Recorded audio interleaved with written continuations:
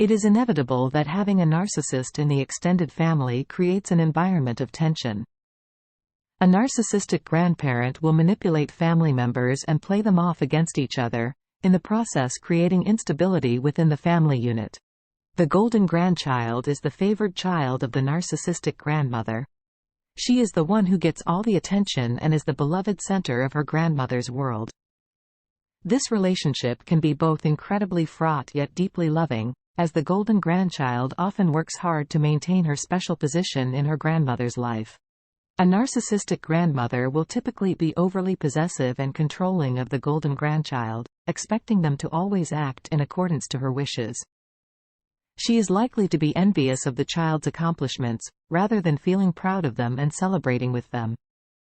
The golden grandchild may feel like their successes are never good enough for her, no matter how hard they work or how far they come. Narcissistic grandmothers can be manipulative, often using guilt trips or other strategies to get what they want from the golden grandchild. Grandmothers may also criticize the child's appearance or performance and actively try to undermine their self-esteem as a way of keeping control over them. She will play favorites between siblings or cousins and make sure that it is clear which one she likes best.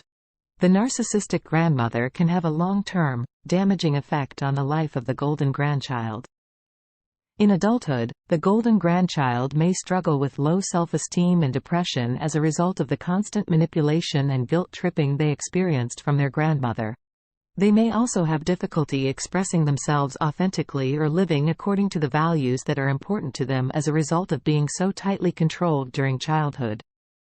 This is because rather than helping the child develop their own opinions and beliefs, the narcissistic grandmother forced her own views and expectations on them, leading to feelings of confusion and resentment.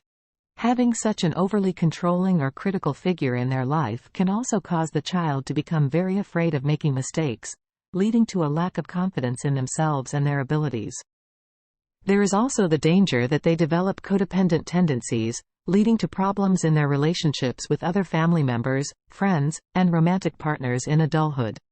Parents can protect their child from the damaging effects of their narcissistic grandmother by creating boundaries, setting a positive example and intervening if necessary.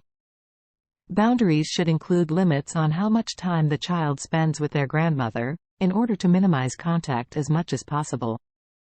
Furthermore, it is important that the child is not left alone with their grandmother during visits, as this could leave them vulnerable to manipulation and emotional abuse. It is also important that parents do not allow the narcissistic grandmother to dictate how their child is raised or disciplined.